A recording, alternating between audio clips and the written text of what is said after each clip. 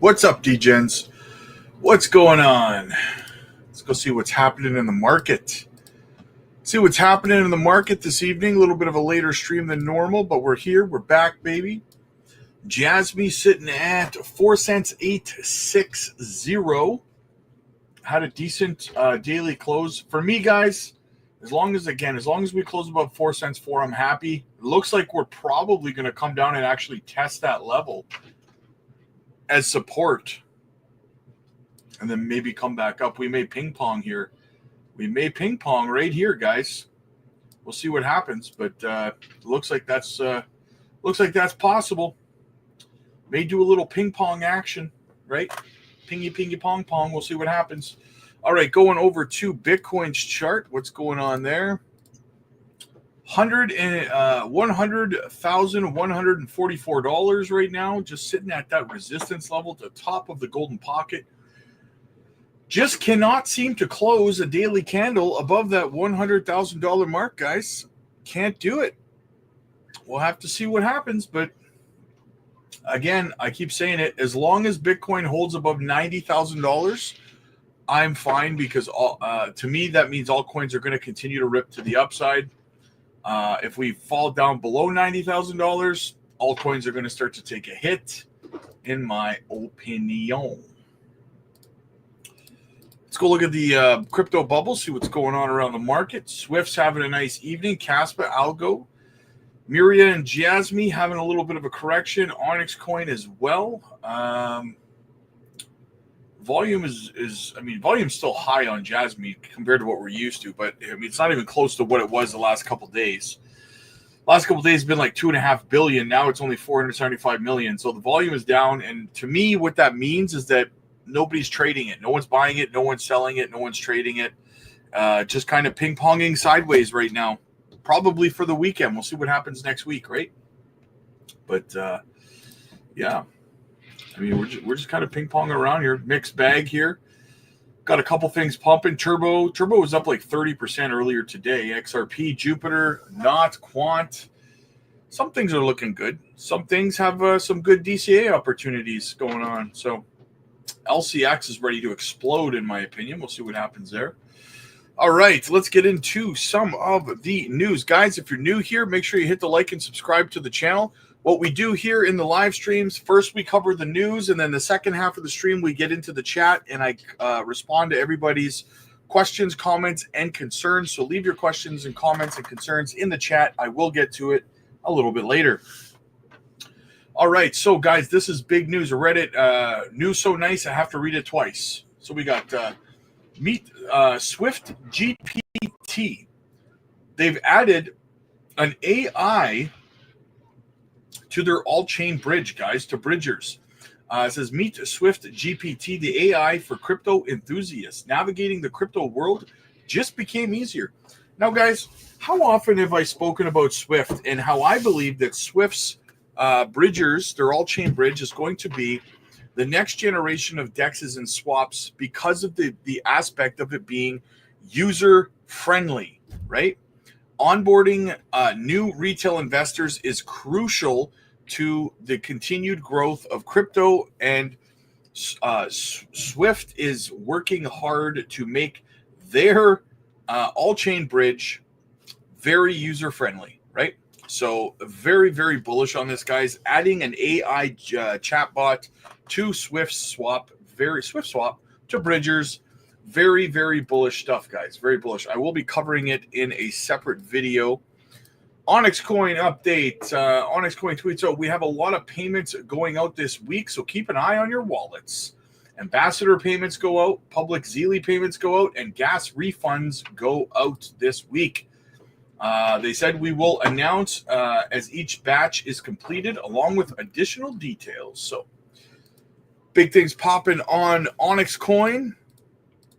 Make sure you guys are here tomorrow at 8 p.m. Central for the Onyx Coin live stream, by the way, with Wes, Onyx Coin ambassador. Michael Saylor says, if Microsoft moved its cash into Bitcoin, it could boost the market cap by $1 trillion and add $150 to the share price, to their share price. So I think that we're going to see that. That's coming up the day after tomorrow, guys. So that's another headline we're going to have to stay on top of for sure. For sure.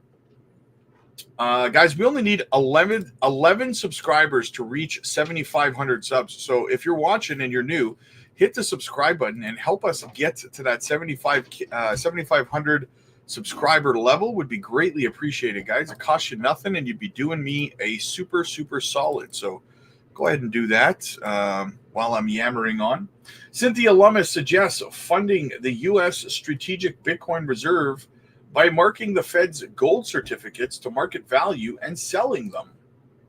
The other thing is the proposal that I have and that President Trump has discussed about a strategic Bitcoin reserve or strategic Bitcoin stockpile, where the United States would acquire and hold Bitcoin for 20 years.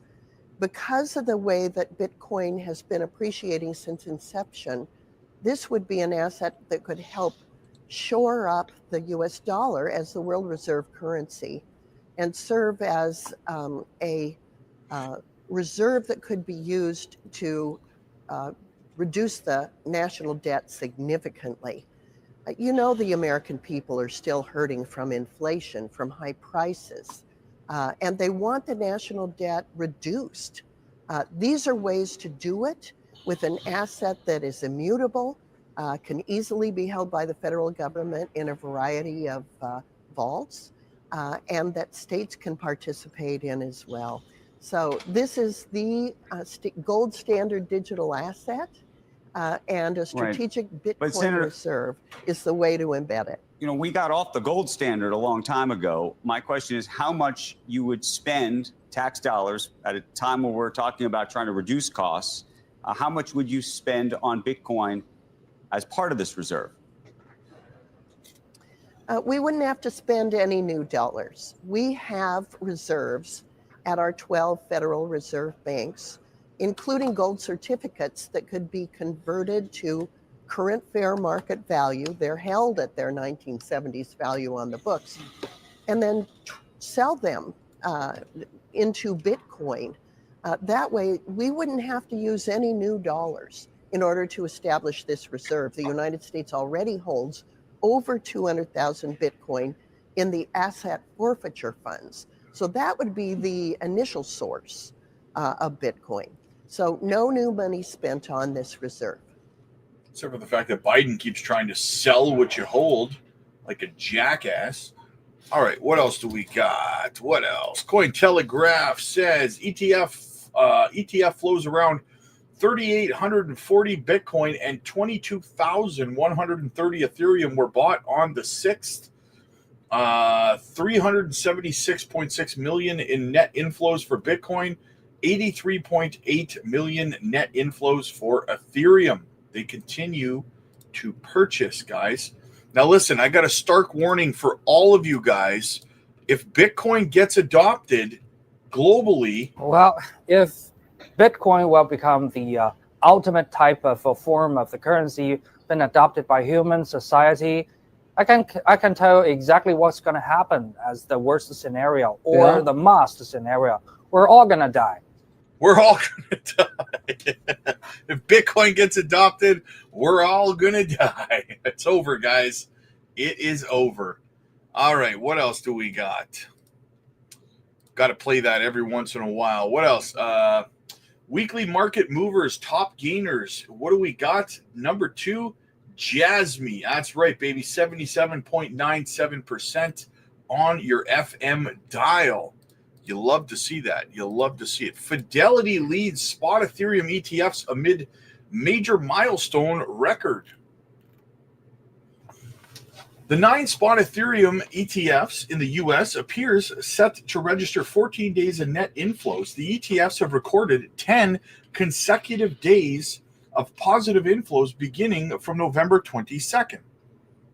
Farside Investor data shows that Ethereum ETFs finished the week with 83.8 million inflows on Friday. Friday's inflows came as 5 asset managers, namely BlackRock, Fidelity, Bitwise, VanEck, and Grayscale's Mini Trust, Notably, Fidelity's ETH led with a total inflow of 47.9 million, followed by BlackRock's with 34.6 million. Bitwise and VanEck and Grayscale's ranked in at 13.4, 1.5, and 22.9 respectively.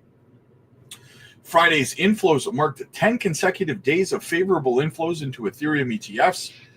This 10-day streak is the longest the funds have achieved since they commenced trading in July. Additionally, Friday's inflows marked the fourth highest volume trading day, as over 992 million worth of assets were traded according to SoSo Value data. Meanwhile, all 9 ETF products except Grayscale's have had a good run and are registering positive inflows. ETHE has suffered massive outflows since November 18th, with only 2 days of zero flows on November 27th and 29th, respectively. Experts have attributed these outflows to a huge transaction fees of 2.50%. So Grayscale continuing to rake their own customers over the coals with high rates, which is why people are jumping ship. The growing institutional interest in Ethereum's ETFs sync with the recent price spike in Ethereum ETH in the market. Ethereum climbed into the $4,000 level following sustained investor interest in the altcoin. The coin crossed the psychological significant level a day after Bitcoin hit $100,000. As of the time of writing, CoinMarketCap data shows ETH exchanging hands at $4,000.79. Ethereum has reached $4,089 in earlier trading before dropping to their current level. Despite the drop, analysts still anticipate Ethereum to test $5,000 in ongoing bull cycles. In the ongoing bull cycle, the growing institutional interest in Ethereum ETFs, after having a slower start when compared to Bitcoin ETFs, has fueled optimism for a brighter future.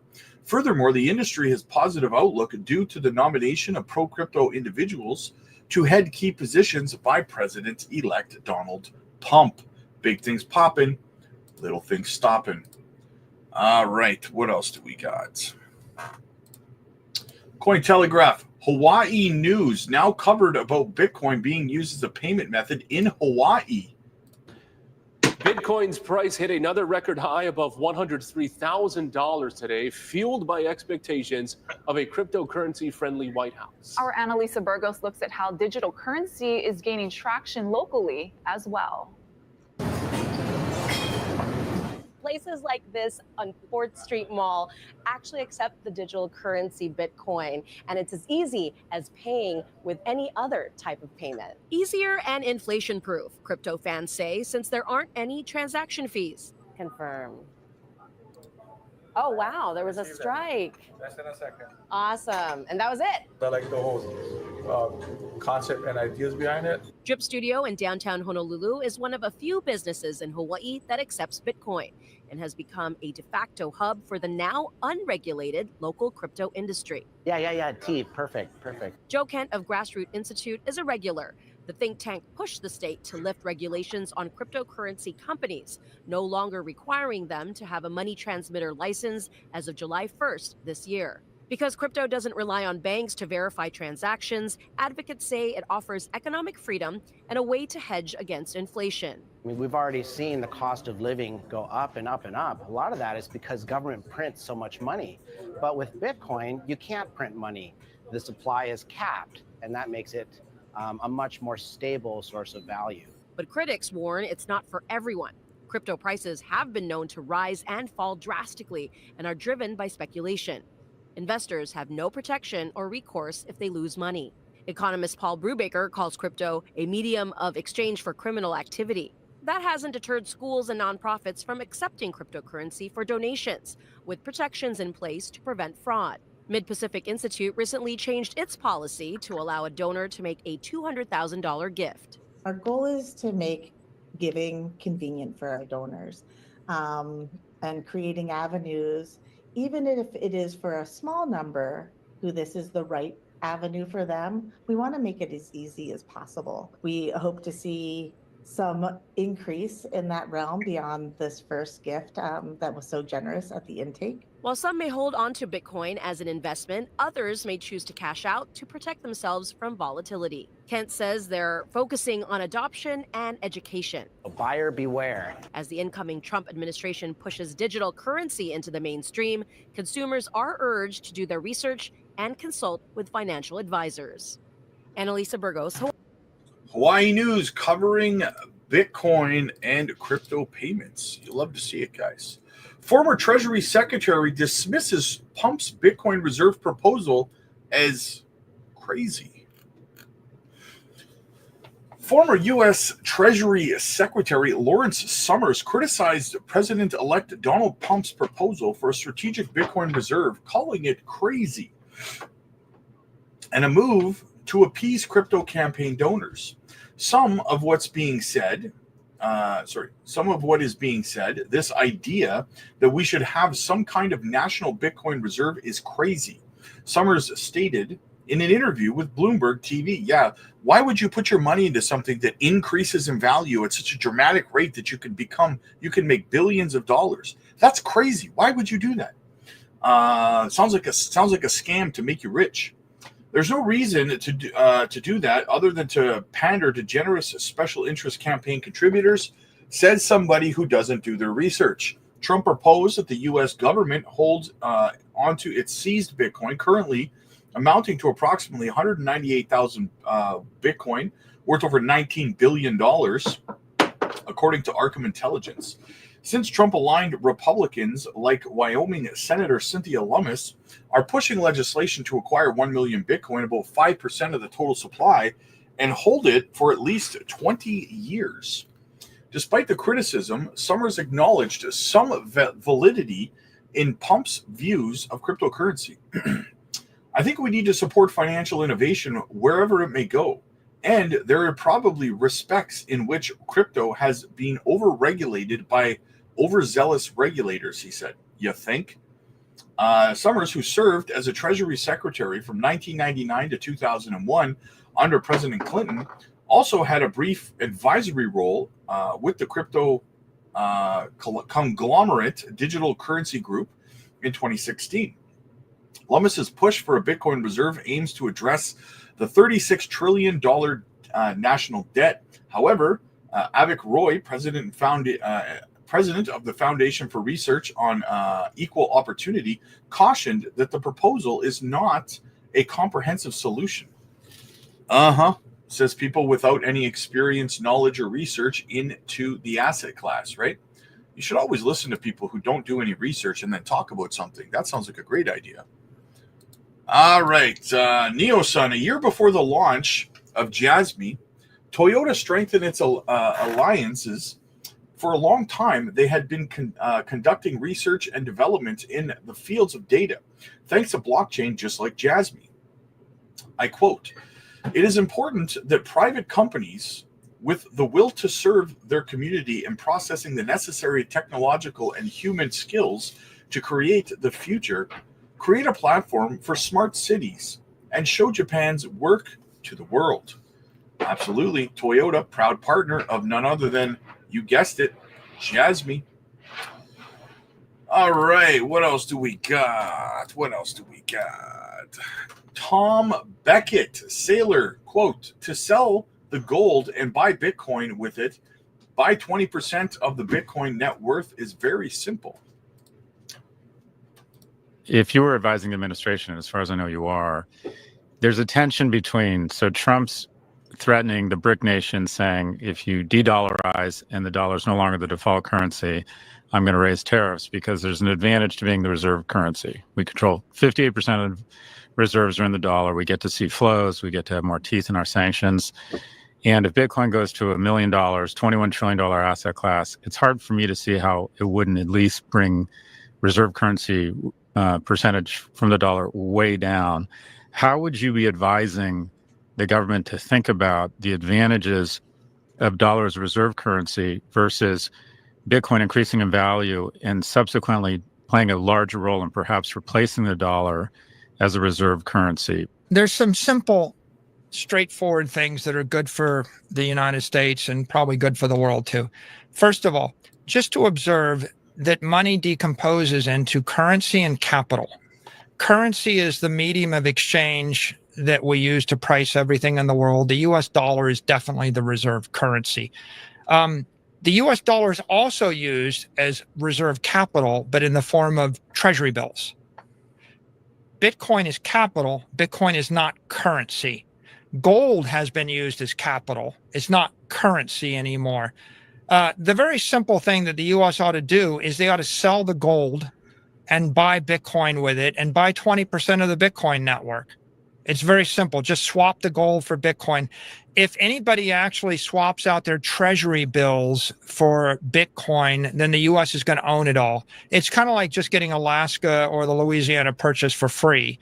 They could pretty much have 20% of the network for free overnight just with a swap. They could even print the money. You know, yeah, I mean, they could buy it for next to nothing. The only alternative to the treasury bill for anybody is Bitcoin. And so just do that, and Bitcoin becomes the world reserve capital network, and the US will own both sides of the equation. They'll own the currency and the capital. The man knows what he's talking about, guys. Let's go over from one Michael Saylor story to another. Michael Saylor urges U.S. to replace gold reserve with Bitcoin. Michael Saylor, the founder and chairman of MicroStrategy, has proposed reallocation U.S. financial policy and focusing on Bitcoin instead of gold. Saylor explained his concept of how Bitcoin might improve the United States global capital network during an interview with Yahoo Finance. Saylor claimed through Bitcoin, the U.S. could strengthen its reserve status and control over global capital. He advises the U.S. government to acquire 20 to 25% at the current price, proposing to change from gold to Bitcoin. Saylor claims adopting this strategy would fortify the United States as the world's reserve capital network. Relying on Bitcoin rather than gold, the United States could create approaches that could impact rival economies such as Russia and China. In Saylor's opinion, these nations would sell their gold reserves and other assets to acquire Bitcoin, thus restoring capital flows to the U.S. Additionally, Saylor claims Bitcoin's market capitalization may rise to $100 trillion. This projection aligns with the current debates within the U.S. government regarding establishing a strategic Bitcoin holdings. Saylor's call for a Bitcoin reserve aligns with the reports that Donald Trump's administration is considering a crypto advisory council. This body aims to explore the framework for integrating Bitcoin into the nation's reserve strategy. MicroStrategy's aggressive BTC purchases made it one of the leading firms investing in cryptocurrencies. The firm recently purchased 15,400 Bitcoin for $1.5 billion. It now owns more than 400,000 coins. Saylor's support of Bitcoin is based on its value and impact on changing the current financial system. Other firms such as Semler Scientific and Metaplanet have also followed MicroStrategy by investing in Bitcoin, proving that it is increasingly becoming mainstream for institutional investors. It is still unclear if similar strategies will be applied to the U.S. government. However, its recent action of seizing Bitcoin from criminal sources has made it more active in its digital currency market. Absolutely, guys. Abso-freaking-lutely. I think that they're going to end up doing it. Remember, guys, we have Microsoft voting on whether they're going to put Bitcoin on their balance sheets the day after tomorrow. So there's that as well. Let's go look at Onyx Coin and Swift charts. So Onyx Coin still just kind of consolidating at this level, which is fantastic, guys. Putting in that higher low, building a new level of support before its next leg up. It's going to break to the upside very, very soon, in my opinion. We go over to Swift. Swift still ping-ponging inside this symmetrical triangle, which is fantastic. We're having a little bit of a pump right now. We're up like... what are we up? 6.2% of the day so far. So Not bad. Just keep ping-ponging here for a couple days before the next leg up. I'm jacked up about this one, guys. All-time high on Swift is just over 2 cents. We're sitting here right now at just a hair under 1 cent. All-time high, we're going to go into blue sky territory here. Price discovery mode on Swift very, very soon, in my opinion. Right. What else do we got? Let's go into another video. Charles Hoskinson. Respect, Charles. You are a genuine leader, and I appreciate your honesty. Check it out. It's been a long 10 years. It's been a hard 10 years. All of us have gone through so much. It's not just Cardano. We've gone through wars. We've gone through COVID. We've gone through economic collapse. Many of you have experienced death in your families. Many of you have experienced tragedies, some divorce, betrayal, all kinds of things. We've also experienced a lot of amazing things. Some people have had children. Some people have gotten married. Some people have come into fortune. And that's how life works. That's what makes life so special, is that you have good and bad. And one of the most valuable things I've learned as I've gone on this journey is it's sometimes nice to just take a moment and reflect and enjoy it. The eras of Cardano are coming to an end. There's no more Byron or Shelley or Gauguin or Basho or Voltaire. And I've spent the last 10 years of my life, every waking moment, asking, how do I get to the next era? How do I get to the next thing? It's an amazing moment to wake up and say, there's no more next era.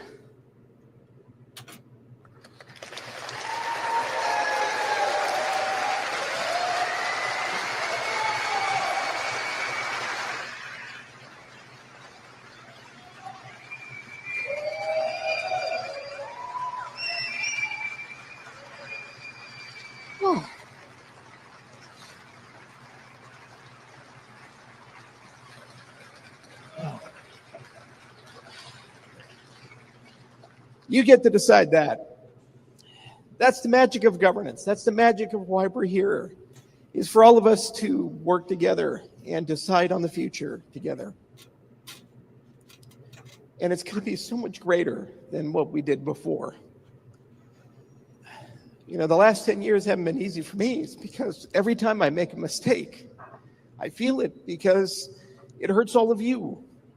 When the roadmap's not perfect, when the technology's not right, when we miss a deal or an opportunity, it doesn't affect me. I just keep moving forward. But then I think, gosh, I let all of you down. If only we were smarter or better or more capable, if we'd hired the right person, or if we'd done things a little differently, we'd be in a different place. I remember 2021. We had so much momentum that year. And I remember as we built up the smart contracts and we just didn't quite get where we needed to be, and we lost momentum. Solana wouldn't even exist. We had it. It was in our hands. We were number 3 on CoinMarketCap. Mass adoption was coming. And while we have done so much, I remember that moment and said, couldn't we have had what we have today back then in 2021? What could I have done differently? Where could I have gone? Who could have I hired? I can't tell you how many of those nights I've had. But the antidote for these things isn't pity or deeper self-reflection. It's a realization that in something as complicated as this, the only way you don't make those mistakes is you make it everybody's problem. That's why Voltaire is so incredibly important. It's why what you did here is so incredibly important. It makes us so much smarter and so much more capable. Those aren't just flags. Those are representations of millions, tens of millions, and hundreds of millions of people. Every person behind those flags could potentially be a person in our ecosystem. And all that makes them special can be ours, can be part of this, and make us better. Make us not make the mistakes that I made. Allow us to get to the next place. And that's what gives me so much hope and makes me so excited. And that's what gets me to the next milestone. We have to finish this. We're not done yet. This is a great moment. It's a great milestone. It's a great beginning to something new. Cardano going for big things, guys, going for big things in the future. Partnerships with these guys. Ripple whales purchase over 120 million XRP. Recent substantial purchases of XRP by Ripple whales reveal a surge of interest in the digital asset. This trend highlights a strong confidence among traders despite the temporary decline in XRP's value. Notably, Ripple CEO Brad Garlinghouse has stirred discussions on crypto regulations in the US during an interview on 60 Minutes. As XRP nears the $2.9 mark, it indicates a potential rally. However, the cryptocurrency experienced a drop from $2.90 to $2.20 recently, suggesting that the traders are currently reassessing their positions. Market experts Ali Martinez highlighted that these significant investors took advantage of the dip to acquire about $288 million worth of XRP during this period. Garlinghouse's interview is also seen as a catalyst for the positive market sentiment. He addressed the pressing need for clear regulations in the U.S. for cryptocurrency. According to pro XRP lawyer Fred Rispoli, the tone of Garlinghouse's remarks may greatly influence market dynamics, leaving many curious about the whale's next moves. So, whales picking up XRP in droves. Very, very interesting. What does Kathy Wood have on her mind today? $1.5 million Bitcoin. We have a 2030 target. In our base case, it's around $650,000. In our bull case, it's between $1 and $1.5 million. Now, remember, we were the first public asset manager to gain exposure to Bitcoin in 2015 at $250. And we still, at 90,000, I think we have a long way to go. Why? Well, first of all, we're getting regulatory relief here. And I think that's one of the most important things coming out of this administration. We will get regulatory relief on all kinds of innovation, including healthcare. So the other thing is we're looking at Bitcoin now being viewed as a new asset class. It's not just a global monetary system. It's a new asset class. And what that means is institutions and asset allocators generally are saying, wait a minute, this asset is behaving differently from all of our other assets. We need to include. So I think that's the next big move. And if you look at years where the Bitcoin has halved and the inflation rate has gone now down to 0.9, it's usually had a nice big move. $1.5 million Bitcoin. I'm there for every little bit of it, guys. Every little bit of it. All right, what do we got? Let's go over to the JASMY chart and let's get into the chat, guys. Let's get into it. All right, so guys, please do me a favor. Make sure you're hitting the like and subscribe to the channel. It helps the channel grow. It costs you absolutely nothing. And it helps me out very, very much in continuing on with all of my research that I provide. Cryptoholic, I love JASMY. Nice, nice, nice. Alts to the moon. Let's go, baby. Tola, what are you saying here? Ready for the program. Nice, nice, nice. H. Barberina in the house. What's up, man? Funky. Howdy, folks. JASMY to the moon, but Swift is fueling the rocket, baby. Absolutely.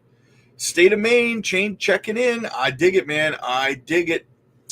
No need to read this out, Rob. I was watching YouTube videos all day, and these exchanges that allow JASMY now, Teleswap allowing you to buy JASMY with any coin to take tokens, non-KYC and untraced. Nice. Cool. That's awesome, man. I dig it. I dig it. Rob, I just swapped all of my bonk for XCN. I got 700. Nice. Nice move, brother. I like it, man. As long as you were in the green in your bonk, I like it, man. Joseph, what do you guys think of Spell Token? I've given my opinion of Spell Token like 100,000 times. I like Spell Token. I think Spell Token's going to do good. However, the ecosystem of Spell relies on an algorithmic stablecoin, and we know that algorithmic stablecoins are going to be banned in the United States. So I don't know how the ecosystem can thrive without having their algorithmic stablecoin, because they will have to remove it if they wanted to continue to be able to function inside of the United States. That would be my only concern with Spell Token. XCN, yeah, I already looked at the charts for XCN. Steve seems to love Dogecoin. JASMY making a falling wedge pattern. We should see some movement tomorrow, back up to 5 cents too. Which daily time frame are you looking at, my friend? Which daily time? Which time frame are you looking at? Are you looking at like the 4 hour? Looks like it on the 4 hour a little bit, huh? Looks like it on the 4 hour a little bit. Let's clean this up a little bit. Let's just get rid of some of this garbage. I mean, you know, this is kind of flat. It's not really, it's down a little bit, I suppose. It's kind of steep, though.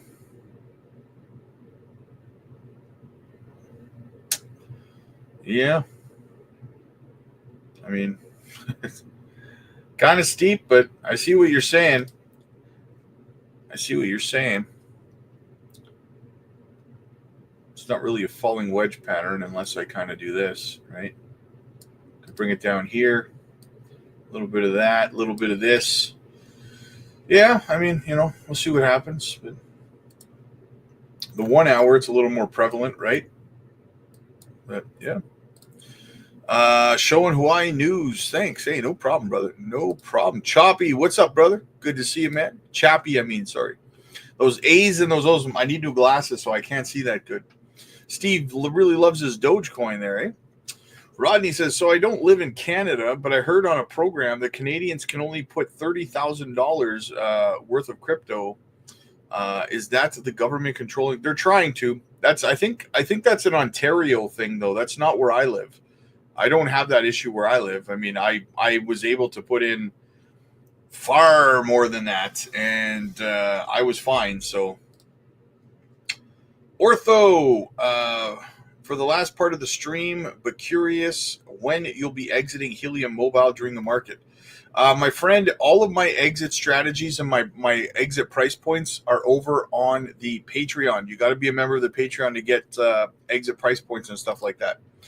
Gene, what's your jet? Oh my God, you've asked, Gene, I'm not going to answer that this time because you've literally asked me that exact same question every day for the last 3 days, and I've answered it every day. So I'm going to not answer it this time. Okay. Stargazer, is it safe to just hold your profits in a stable coin like USDC?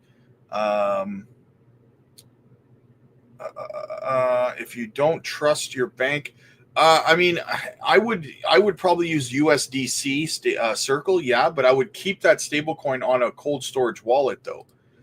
Best altcoin to get into now. Northeast Philadelphia in the house. Big bags. Milady meme coin. There you go, man. X marks the spot. What's up, buddy?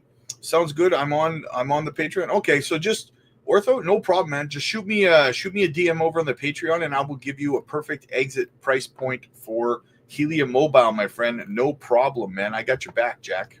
Okay.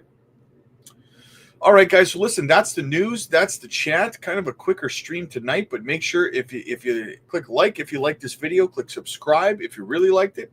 Guys, I will be live over on the Patreon in about 25 minutes. So get over there and join me for a live group Zoom call. We're going to be discussing some JASMY KPI goals and what the new goals should be and timelines on these KPI goals. You don't want to miss this one, guys. Get over to the Patreon, book your one-on-one coaching sessions with me, join our group Zoom call in about 20 minutes. I'll see you over there, guys.